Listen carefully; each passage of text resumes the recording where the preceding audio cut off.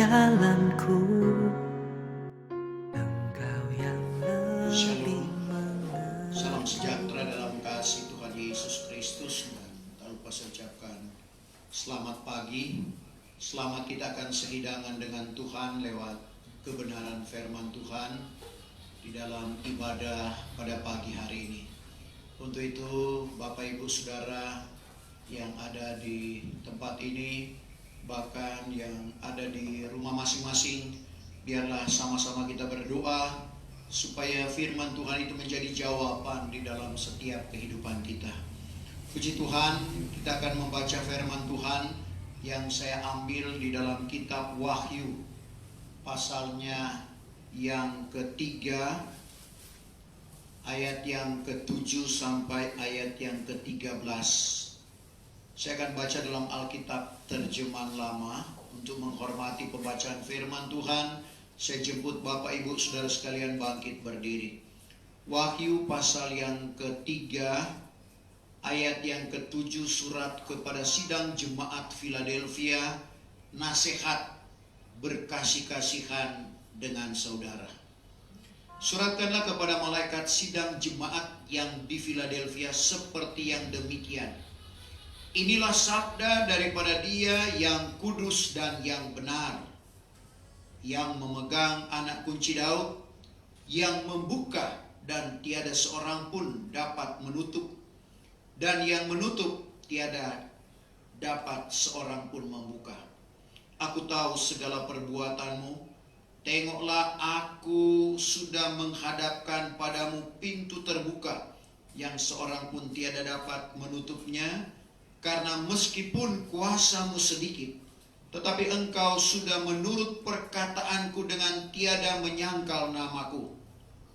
Tengoklah, aku serahkan beberapa orang daripada jemaat iblis yang mengatakan dirinya orang Yahudi, tetapi bukan, melainkan berbuat dusta.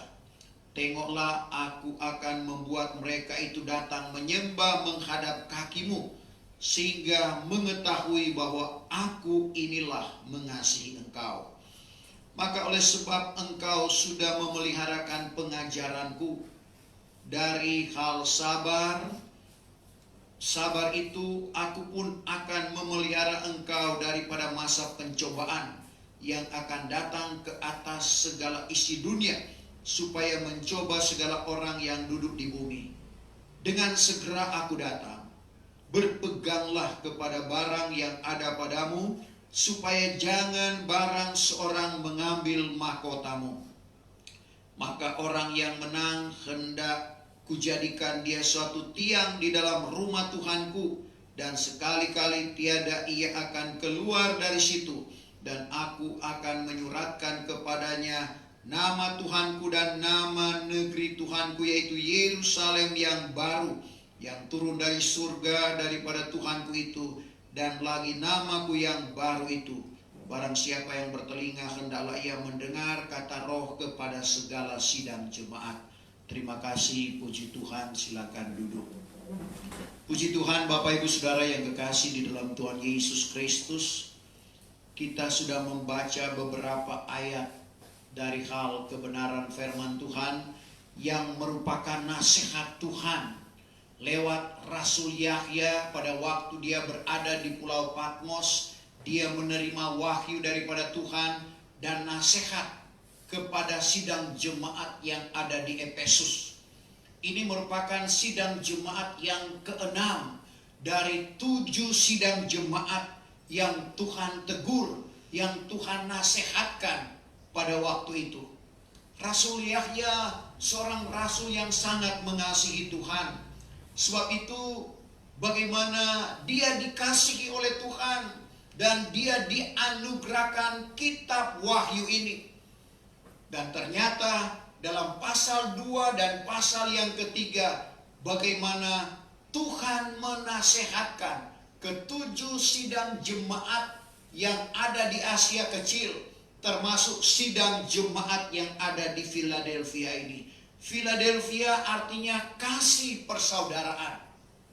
Dan apa yang diungkapkan, bagaimana Tuhan memperkenalkan dirinya kepada jemaat yang ada di Philadelphia ini. Di mana dalam ayat 7, suratkanlah kepada malaikat sidang jemaat yang di Philadelphia seperti yang demikian. Inilah sabda daripada Dia yang kudus dan yang benar. Tuhan memperkenalkan dirinya bahwa Dia adalah kudus dan yang benar. Dan itulah yang Tuhan inginkan di dalam kehidupan kita, sebagaimana yang disuratkan oleh Rasul Petrus kepada orang-orang pilihan yang ada di Pontus, Galatia, Kapadokia, Asia, dan Bithynia. Dalam 1 Petrus 1 ayatnya yang ke-16. 1 Petrus 1 ayat yang ke-16. Sebab sudah tersurat, hendaklah kamu kudus, karena aku kudus. Jadi telah tersurat, hendaklah kamu kudus, karena aku kudus. Saudara, bagaimana Tuhan yang kudus, Allah yang suci, Dia mau kepada Bapak, Ibu, saya dan saudara juga menjadi kudus, menjadi suci. Sebagaimana firman Tuhan kepada Musa yang diuntukkan kepada bangsa pilihan Allah, yaitu bangsa Israel. Imamat 19 ayat 1 dan ayat 2. Imamat 19 ayat yang pertama, Arakian. Maka berfirmanlah Tuhan kepada Musa. Berfirmanlah Tuhan kepada Musa, katanya. Katakanlah olehmu kepada segenap sidang Bani Israel. Katakanlah kepada sidang Bani Israel. Hendaklah kamu suci. Hendaklah kamu suci. Karena sucilah aku. Karena sucilah aku. Tuhan Allahmu. Tuhan Allahmu. Jadi sebagaimana firman Tuhan kepada umat Israel melalui Nabi Musa yang dipilih oleh Tuhan, menyampaikan kepada umat Israel, hendaklah kamu suci sebagaimana aku suci. Dan firman Tuhan, Tuhan adalah firman. Dalam Yohanes 1 ayat 1, pada mulanya adalah firman, dan firman itu bersama-sama dengan Allah, dan firman itu juga adalah Allah. Sehingga Agur bin Jakai dalam Amsal 30 ayat 5 dan ayat 6, bagaimana dia mengungkapkan tentang firman Allah yang suci, yang tidak bisa ditambah dan dikurangi. Pada waktu kita menambah firman Tuhan, pada waktu kita mengurangi firman Tuhan, sama dengan kita sudah mencemarkan kesucian firman Tuhan itu. Dan firman Tuhan yang suci itu merupakan perisai di dalam kehidupan kita, yang melindungi akan kehidupan kita. Amsal 30 ayat 5 dan 6. Yang kelima, segala firman Allah itu amat suci adanya. Segala firman Allah itu amat suci adanya. Maka ialah laksana perisai bagi segala orang yang berpaut kepadanya. Laksana perisai bagi orang yang berpaut kepadanya. Jangan apalah engkau menambahi firman-Nya dengan barang sesuatu. Jangan engkau menambahi firman-Nya dengan barang sesuatu. Supaya jangan dihukumkannya engkau. Supaya jangan dihukumkannya engkau. Dan didapatinya akan dikau seorang pembohong. Didapatinya engkau seorang pembohong. Jadi kita perhatikan, Agur bin Jakai berkata, firman Allah itu amat suci.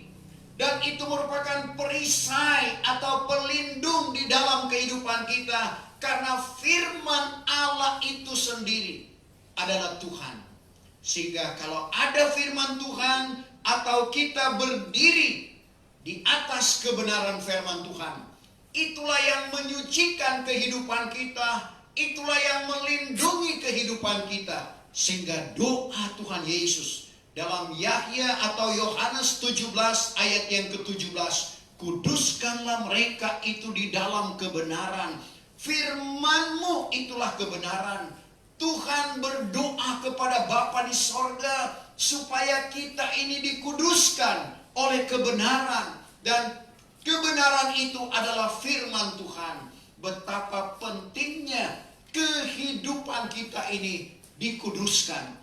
Betapa pentingnya kehidupan kita ini disucikan. Terlebih pada waktu kita menggenapi firman Tuhan, sebagaimana yang disuratkan oleh Paulus kepada jemaat yang ada di Efesus. Efesus 5 ayat yang ke-26. Kita telah disucikan oleh firman Tuhan.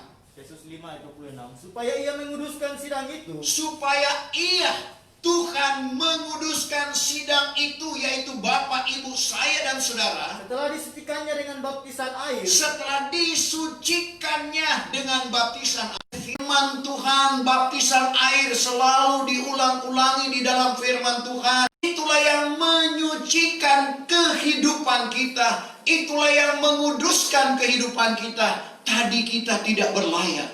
Tadi kita dianggap mati oleh Tuhan. Sebab itu kita dikuburkan dalam Kolose 2 ayat 12. Kamu dikuburkan, air baptisan kita dikuburkan sertanya. Tapi pada waktu kita keluar dari dalam air baptisan, kita juga dibangkitkan beserta dengan Dia. Kita dikuduskan oleh firman Allah.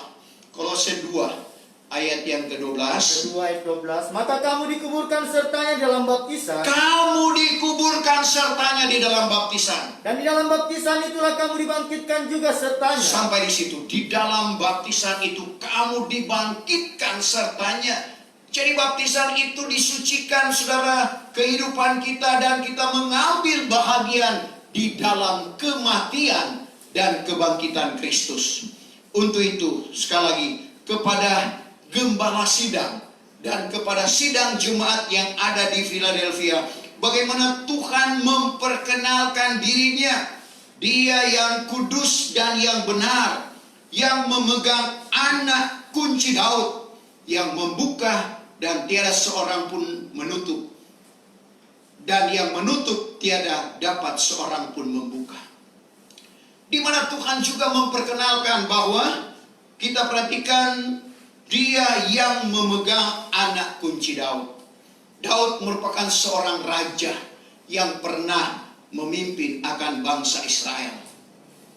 Saudara, Daud adalah orang yang tulus hatinya, sehingga dia dipilih oleh Tuhan yang tadinya sebagai seorang gembala. Tapi karena ketulusan hatinya, dan Allah menilik, dan Allah juga yang mengakui dalam 1 Raja-Raja 9 ayatnya yang keempat, bagaimana Tuhan mengungkapkan kepada Soleman tentang ayahandanya Daud yang telah berjalan dengan segala tulus hatinya di hadapan Allah. Sehingga kita perhatikan bagaimana keturunannya, dan digambarkan dalam Wahyu pasal yang ke-22 ayat 16. Tuhan Yesus adalah akar benih Daud. Coba. Wahyu 22 ayat yang ke-16. Aku ini Yesus sudah menyuruhkan malaikatku hendak menyaksikan segala perkara ini kepadamu. Bagi segala sidang jemaat, akulah akar dan benih Daud. Akulah akar dan benih Daud. Dan bintang fajar yang gilang gemilang. Bintang fajar yang gilang gemilang. Bagaimana Yesus mengungkapkan Dia adalah akar benih Daud, bintang fajar yang gilang gemilang. Dan kalau kita perhatikan di dalam ayat tadi, kita perhatikan yang memegang anak kunci Daud.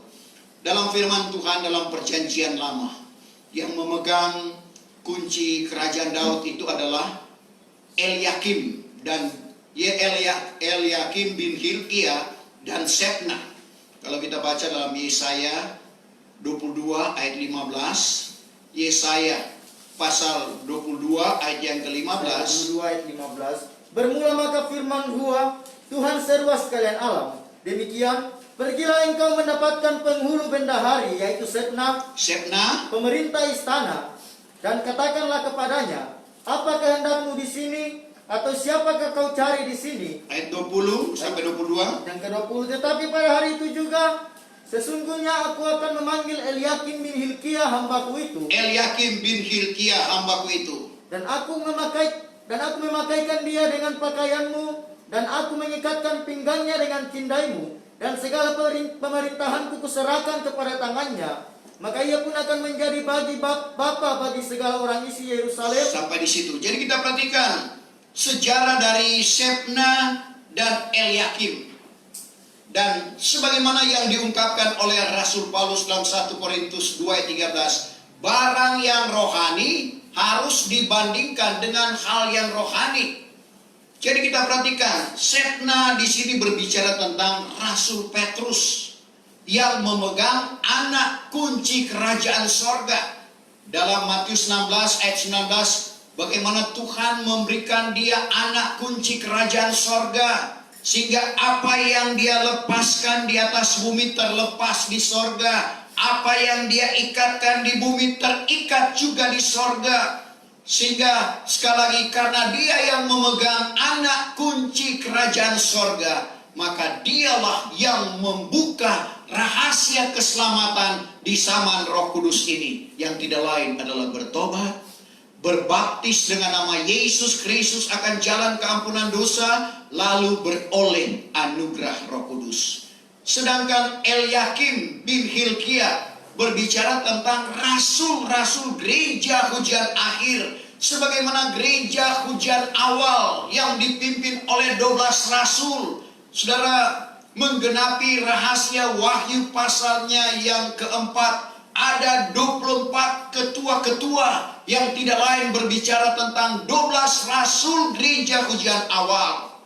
Dan juga di akhir zaman ini ada 12 rasul gereja hujan akhir yang akan mendirikan tubuh Kristus. Ada 5 jawatan Tuhan yang akan berlaku di akhir zaman ini, memasuki kegerakan rohani yang besar. Bukan saja pada gereja hujan awal, tetapi gereja hujan akhir. Efesus 4 ayatnya yang ke-11 dan ayat yang ke-12. Dan ialah sudah mengangkat setengah orang menjadi rasul-rasul, Setengah orang menjadi rasul-rasul, setengah menjadi nabi-nabi, nabi-nabi, setengah menjadi pemberita Injil, pemberita Injil atau penginjil, dan setengah menjadi gembala dan guru agama. gembala dan guru agama. Akan melengkapkan orang-orang suci bagi pekerjaan, Melengkapkan orang-orang suci bagi pekerjaan, melayani di dalam hal mendirikan tubuh Kristus. melayani dalam hal mendirikan tubuh Kristus. Bagaimana jawatan ini? Ada 5 jawatan Tuhan yang akan membangun tubuh Kristus di akhir zaman ini, di mana ada rasul, ada nabi, ada penginjil, ada gembala dan guru agama. 5 jawatan ini, saudara, ditentukan oleh karunia yang dimiliki oleh seseorang. Sebab itu kita perhatikan dalam 7 tingkat iman, pada tingkat yang ke-6 dimulai dari karunia Roh Kudus, jawatan Tuhan, dan buah-buah Roh Kudus. Coba kita baca 1 Korintus 12 ayat 4, 5 dan 6. Yang keempat adalah berbagai-bagai karunia. Ada 9 karunia Roh Kudus dalam 1 Korintus 12 ayat 8 sampai 11. Tapi rohnya itu satu. Tapi rohnya itu satu. Dan ada berbagai-bagai jawatan. Ada 5 jawatan Tuhan dalam Efesus 4 ayat 11 12 tadi kita sudah baca. Tetapi Tuhannya itu satu. Tapi Tuhan itu satu. Dan ada berbagai-bagai perbuatan ajaib. Ada 9 perbuatan ajaib atau buah Roh Kudus dalam Galati 5 ayat 22-23. Tetapi Allah itu juga yang mengerjakan segala hal itu di dalam sekali Allah yang mengerjakan lewat Roh Kudus di dalam kehidupan kita. Jadi beda ya perbuatan baik dan buah Roh Kudus. Buah Roh Kudus tidak mampu kita keluarkan dengan kekuatan dan kemampuan kita. Allah lewat kuasa Roh Kudus yang akan memampukan kita untuk mengeluarkan buah roh. Karena itu tuntutan Tuhan. Kita harus berbuah. Ada 3 buah yang Tuhan tuntut di dalam kehidupan kita. Diawali dengan buah pertobatan. Dalam Matius 3 ayat 8, hendaklah kamu mengeluarkan buah pertobatan. Keluarkanlah olehmu buah-buah yang berpadan dengan tobat. Artinya hasil daripada pertobatan itu adalah buah. Karena kita perhatikan dalam Kisah 9 ya. Kisah 3 ayat 19, hendaklah kamu menyesal dan bertobat. Karena ada orang menyesal tapi tidak bertobat.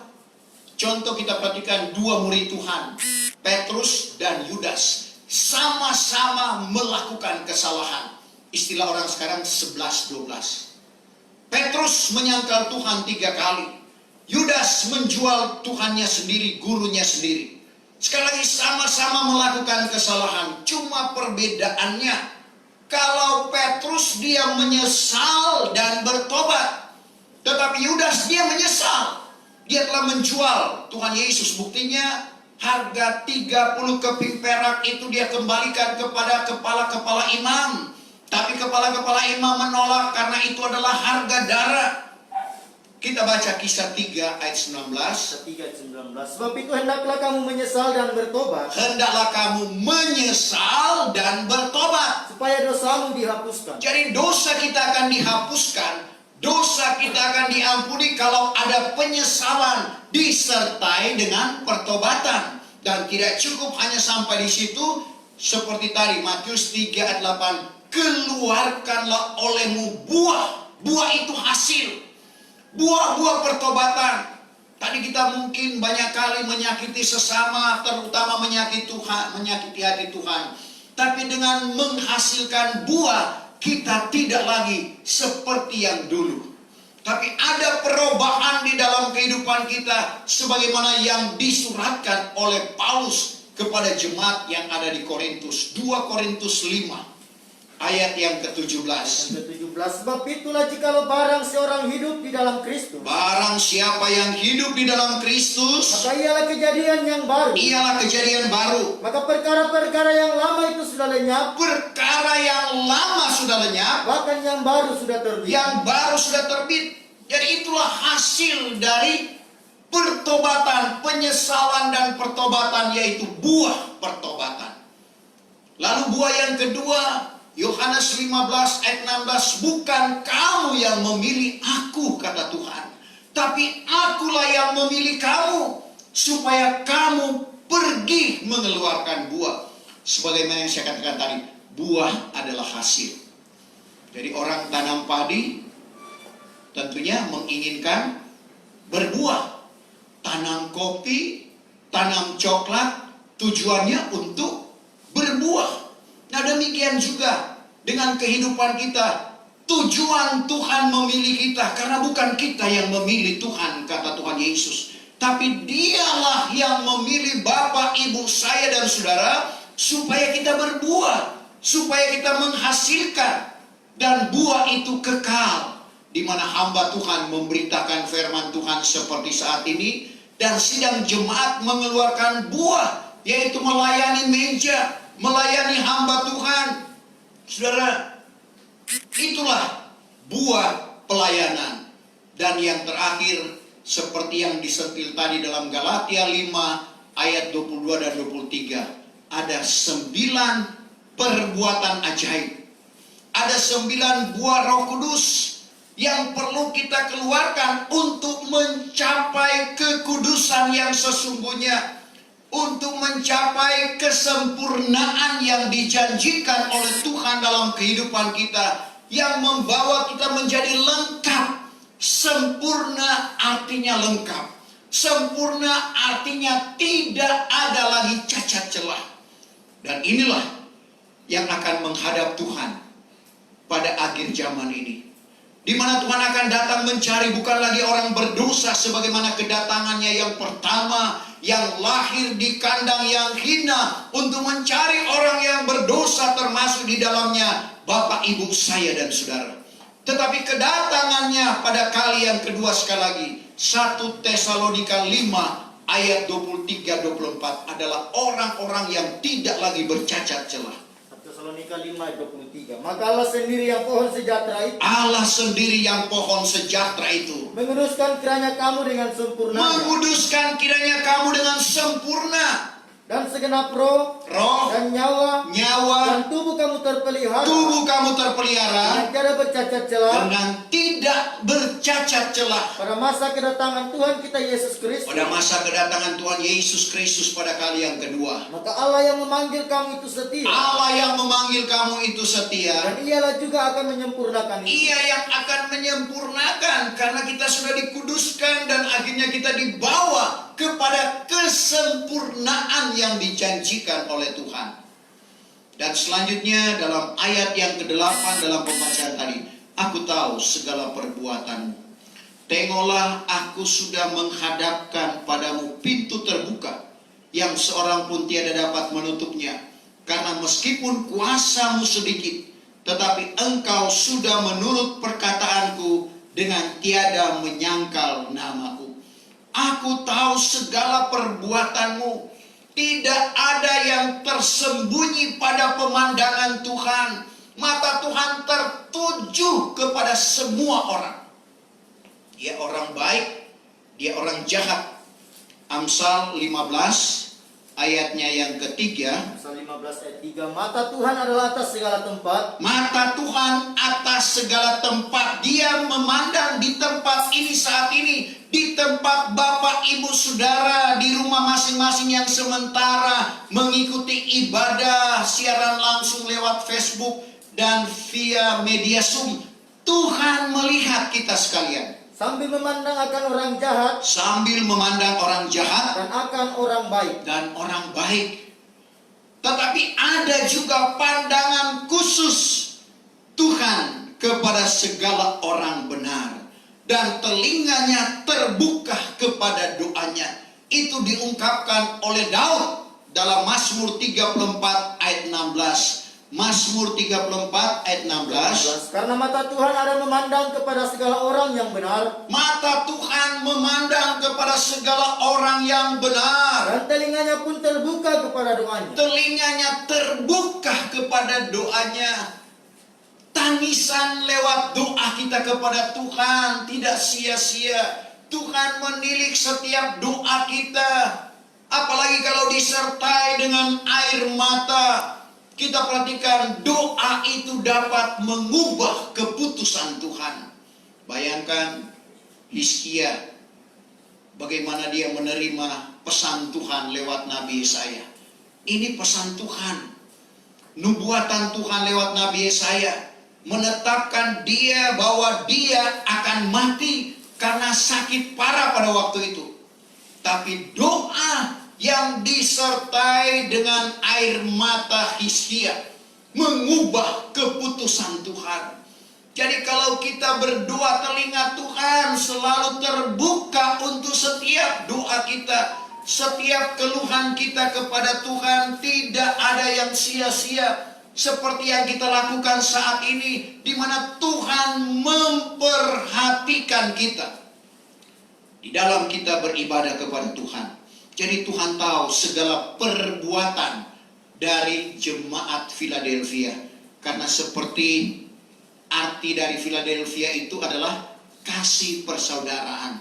Jadi bagaimana mereka telah menunjukkan kasihnya kepada Tuhan.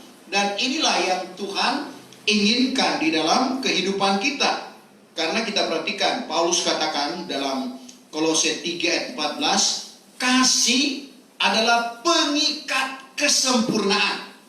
Kolose 3 ayat 14. Tetapi yang terutama daripada sekaliannya itu kasih. Yang terutama daripada sekaliannya itu kasih. Yang menjadi pengikat kesempurnaan. Yang menjadi pengikat kesempurnaan. Yang akan membawa kita pada kesempurnaan adalah kasih.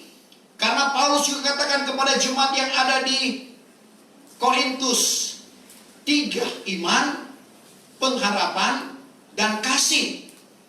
Dan kasih itu kekal. Coba 1 Korintus 13 ayat 13. Dengannya demikian tinggallah iman, dan pengharapan, dan kasih. Ketiga perkara ini, tetapi di dalam ketiganya itu yang terlebih besar terlebih besar dari ketiga perkara ini adalah ialah kasih. Karena kasih tidak berkesudahan. Saudara, kasih itu kekal dan kasih itu merupakan buah dari Roh Kudus yang diawali dengan kasih, diakhiri dengan tahan nafsu atau pengendalian diri. Dan yang ketiga, kasih menutup dosa yang banyak. 1 Petrus 4 ayat yang ke-8. Betapa pentingnya kita harus mengeluarkan buah roh kasih ini, seperti jemaat yang ada di Philadelphia ini. 1 Petrus 4 ayat yang ke-8. Maka yang terutama sekali, hendaklah kamu sangat berkasih-kasihan sama sendirimu, karena kasih itu menutup dosa yang banyak. Kasih menutup dosa yang banyak. Jadi kita perhatikan di sini, bagaimana kasih menutup dosa yang banyak. Bagian yang kedua dalam ayat ini, aku sudah menghadapkan padamu pintu terbuka dan seorang pun tiada yang dapat menutupnya. Jadi kita lihat pintu terbuka. Kalau pintu terbuka, saudara, orang bisa masuk. Kalau pintu ini dibuka, orang bisa masuk dan dia tahu persis siapa yang di dalamnya, apa yang diperbuat, kita tahu. Orang masuk itu tahu.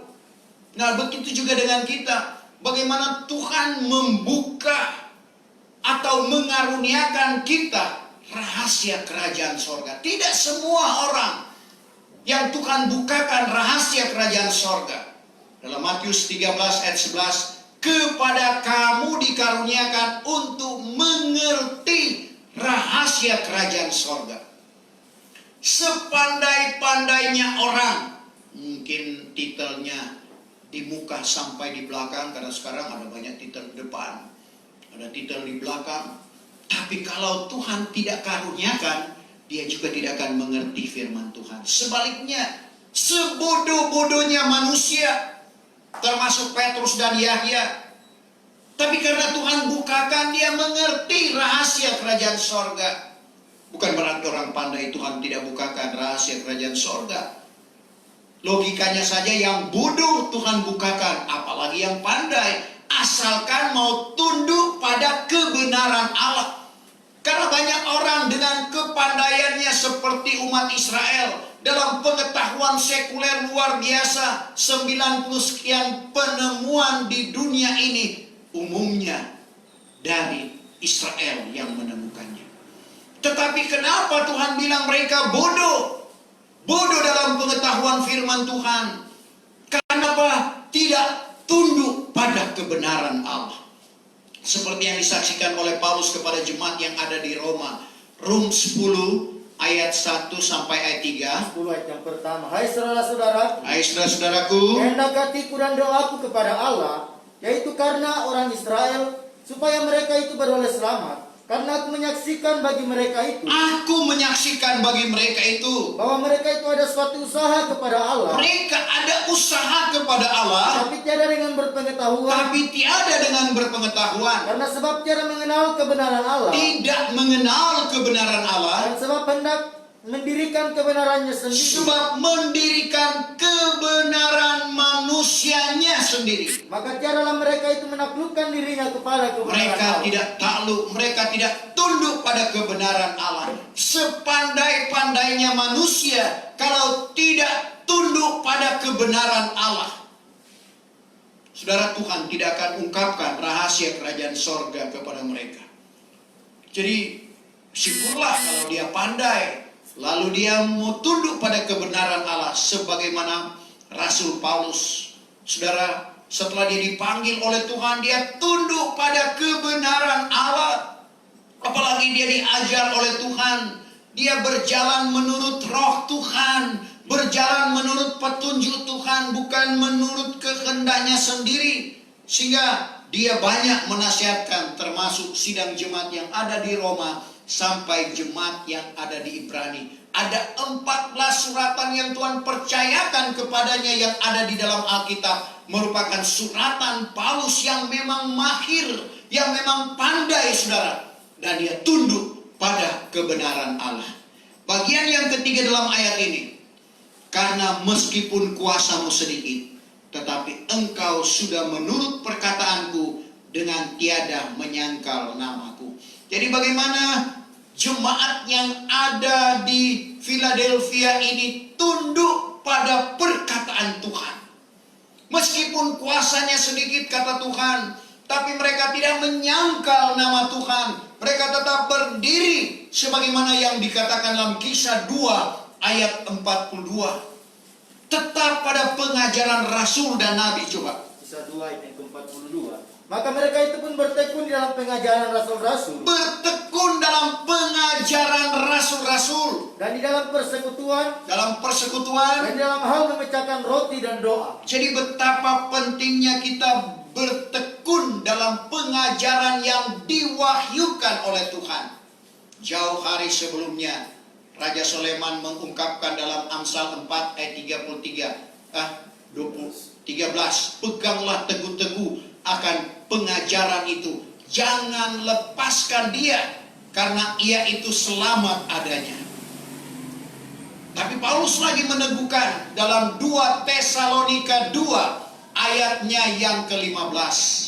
2 Tesalonika 2 ayat yang ke-15. Sebab itu hai saudara-saudara, hendaklah kamu berdiri tetap. Berdiri tetap, kita harus berdiri tetap, tidak goyah. Serta memegang segala pengajaran yang sudah diajarkan kepadamu. Memegang segala pengajaran yang sudah diajarkan kepada kita. Baik dengan perkataan, Baik dengan perkataan, baik dengan surat baik dengan surat, baik dengan perkataan Paulus maupun dengan suratannya. Begitu juga dengan kita yang hidup di akhir zaman ini. Pengajaran yang diwahyukan oleh Tuhan yang sudah diperdengarkan kepada kita, baik itu secara lisan seperti saat ini khotbah, maupun pelajaran yang diungkapkan.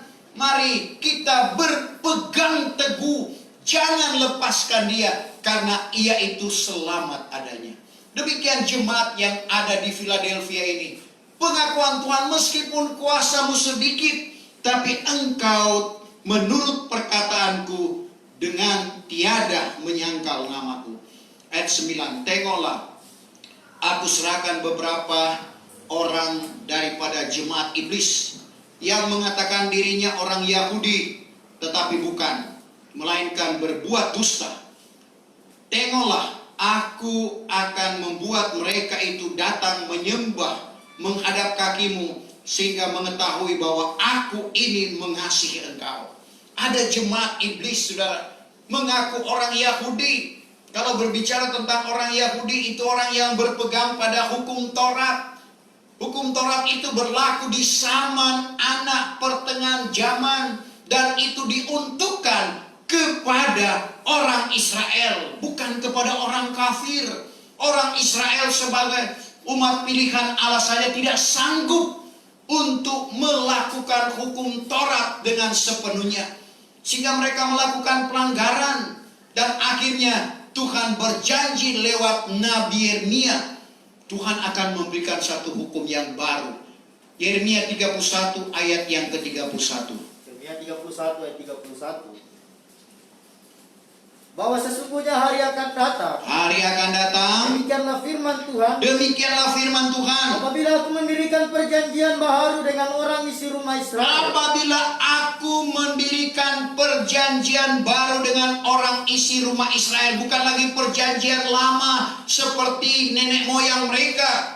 Dan dengan orang isi rumah Yehuda, Terus, bukan seperti perjanjian yang sudah kudirikan dengan nenek moyangnya. bukan seperti perjanjian yang kita kenal adalah hukum Taurat. Tatkala aku memegang tangannya akan menghantar mereka itu keluar dari negeri Mesir, maka perjanjianku itu sudah dirombaknya. Perjanjian hukum yang Tuhan berikan kepada mereka itu dirombak, tidak mereka taati, tidak mereka ikuti. Sebab itu kutolak akan mereka itu. Kutolak akan mereka itu. Maka inilah perjanjian yang akan kubuat dengan orang isi rumah Israel kemudian daripada hari ini. Demikianlah firman Tuhan, bahwa aku akan memberikan hukumku di dalam hatinya, maka akulah baginya akan Allah, dan mereka itu pun bagiku akan umat. Jadi kita lihat, hukum yang baru itu tidak lain berbicara tentang hukum yang berlaku di zaman Roh Kudus yang diungkapkan oleh Rasul Petrus. Dan selanjutnya kita perhatikan ayat yang ke-10. Maka oleh sebab engkau sudah memeliharakan pengajaranku dari hal sabar itu, aku pun akan memelihara engkau dari masa pencobaan yang akan datang ke atas isi dunia, supaya mencoba segala orang yang duduk di bumi. Jadi kita lihat apa yang diungkapkan oleh Tuhan kepada jemaat Philadelphia. Oleh sebab engkau sudah memeliharakan pengajaranku dari hal sabar. Jadi kita perhatikan betapa pentingnya kita harus sabar di dalam menghadapi segala sesuatu. Pencobaan yang datang. Sebab itu orang yang sabar itu, coba kita perhatikan Yakobus 1 ayat yang ke-12. Yakobus 1 ayat 12. Berbahagialah orang yang sabar menanggung pencobaan. Jadi berbahagialah orang yang sabar menanggung pencobaan. Karena sesudah ia tahan uji, Setelah ia tahan uji, ia akan menerima kelak mahkota hidup ia akan menerima kelak mahkota hidup. yang dijanjikan Allah kepada segala orang yang mengasihi Dia. Puji Tuhan, sehingga masih Yakub suratannya menuliskan, tengoklah sabar dari nabi-nabi, termasuk salah satunya adalah Ayub. Yakub 5 ayat 10, hai saudara-saudaraku, ambillah teladan kesusahan dan sabar segala nabi yang sudah bersabda dengan nama Tuhan. Ingatlah bahwa orang yang bersabar itu kita bilangkan berbahagia. Maka kamu telah mendengar akan sabar Ayub, dan kamu sudah nampak kesudahan perbuatan Tuhan, bahwa sangatlah kasihan dan rahmat Tuhan adanya. Rahmat, belas kasihan Tuhan nyatakan kepada Ayub. Jadi tengoklah bagaimana sabar. Orang yang sabar itu dikatakan berbahagia. Sebab itu Bapak Ibu Saudara yang kekasih dalam Tuhan Yesus Kristus, kita harus sabar. Ada panjang sabar. Karena ada orang yang sabarnya pendek. Ada istilah orang Manado, tasontong sadiki tapela besar. Orang yang tidak sabar. Tapi kalau orang yang sabar menanggung pencobaan, saudara, dia akan tenang. Saudara, kalau panjang sabar, kita panjangkan sabar meskipun ada batasnya kesabaran itu. Tapi firman Tuhan mengajak Bapak, Ibu, saya dan saudara untuk sabar di dalam menghadapi setiap pencobaan. Kalau pencobaan datang di dalam kehidupan kita, itu atas seizin Tuhan.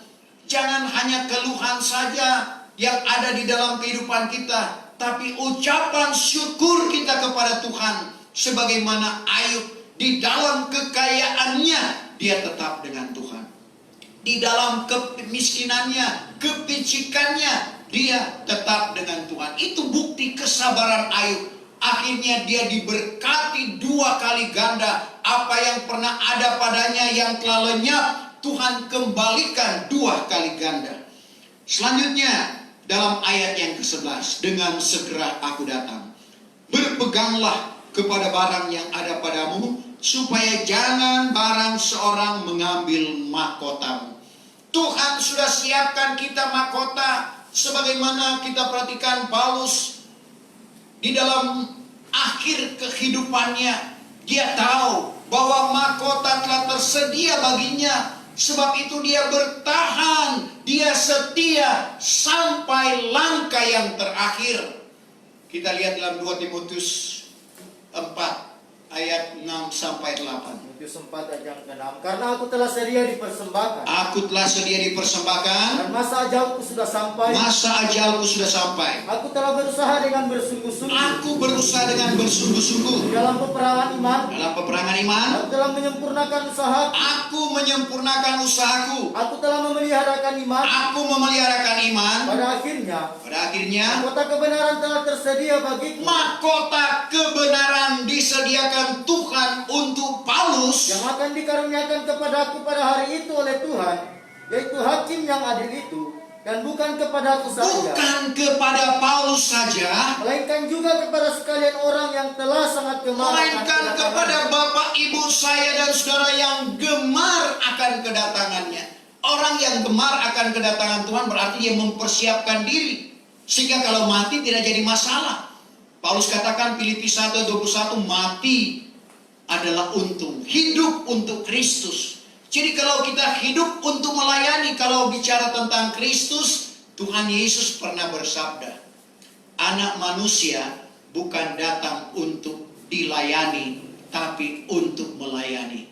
Jadi kalau kita berkata seperti Paulus, mati adalah keuntungan, hidup untuk Kristus, berarti kita harus rela melayani. Paulus bingung mana yang hendak dia pilih. Mati satu keuntungan, tapi dia masih rindu bersama dengan sidang jemaat untuk memberitakan, untuk melayani, untuk menyampaikan kebenaran firman Tuhan. Tapi mati bukan merupakan satu momok yang menakutkan bagi orang yang menantikan kedatangan Tuhan. Ayat yang ke-12 12. Maka orang yang menang hendak kujadikan dia suatu tiang di dalam rumah Tuhanku, dan sekali-kali tiada ia keluar dari situ, aku akan menyuratkan kepadanya nama Tuhanku dan nama negeri Tuhanku, yaitu Yerusalem yang baru turun dari sorga daripada Tuhanku itu, dan lagi namaku yang baru itu. Satu hal yang luar biasa yang Tuhan anugerahkan kepada orang-orang, kepada hamba-hamba Tuhan, kepada sidang jemaat yang berdiri pada firman Tuhan yang benar. Seperti kata Paulus dalam Galatia 2 ayat yang ke-9, hamba-hamba Tuhan disebut sebagai soko guru atau sebagai tiang. Galatia 2 ayat 9. Dan ke-9. Maka tatkala mereka itu sudah tampak anugerah yang telah dikaruniakan kepadaku itu, lalu Yakub dan Kefas dan Yahya, Yakub, Kefas atau Petrus dan Yahya, yang dibilangkan menjadi tiang itu pun, mereka adalah hamba Tuhan yang disebut sebagai tiang, berjabat tangan dengan aku berjabat tangan dengan dan Paulus Barnabas sebagai tanda persekutuan, supaya kami ini pergi kepada orang kafir, tetapi mereka itu pergi kepada orang yang Jadi beriman. hamba-hamba Tuhan disebut sebagai tiang. Sidang jemaat juga sebagai tiang dan alas. Paulus katakan kepada Timotius dalam 1 Timotius 3 ayat yang ke-15. Bukan cuma hamba Tuhan yang dijadikan tiang. Sidang jemaat asalkan berdiri pada firman Tuhan yang benar. Coba. 1 Timotius 3 ayat yang ke-15. Tetapi jikalau aku terlambat, Kalau aku terlambat, maka dapatlah engkau mengetahui bagaimana orang patut melakukan dirinya di dalam rumah Allah, yaitu sidang Allah yang hidup, sidang Allah yang hidup, suatu tiang dan alas dari hal yang benar. tiang dan alas dari hal yang benar. Jadi kita perhatikan Bapak Ibu Saudara yang kekasih dalam Tuhan Yesus Kristus. Kita dijadikan tiang. Bahkan dikatakan ada nama baru. Kita perhatikan nama baru seperti Abraham diganti Ibrahim, Yakub diganti Israel, Petrus diganti Kefas, Saul atau Saulus diganti Paulus. Ada nama baru yang Tuhan akan siapkan kepada kita yang menang, yang dalam arti kata yang bertekun sampai langkah yang terakhir. Sebab itu yang bertelinga hendaklah mendengar kata-kata yang terakhir dari setiap sidang jemaat yang dinasihatkan oleh Tuhan. Barang siapa yang bertelinga hendaklah ia mendengar kata Roh kepada segala sidang jemaat. Karena ada dengan telinga tapi tidak mendengar, ada dengan mata tapi tidak melihat. Artinya tidak memahami, tidak mengerti. Tapi kita mengerti. Efesus 5:17. Jangan kamu bodoh, melainkan hendaklah mengerti apa kehendak Tuhan. Jadi nasihat kepada jemaat yang ada di Philadelphia yang artinya kasih persaudaraan. Bagaimana kita harus tetap pada pengajaran itu. Dengan segera aku datang, berpeganglah kepada barang yang ada padamu, supaya jangan barang seorang mengambil mahkotamu. Saya jemput kita bangkit berdiri. Kita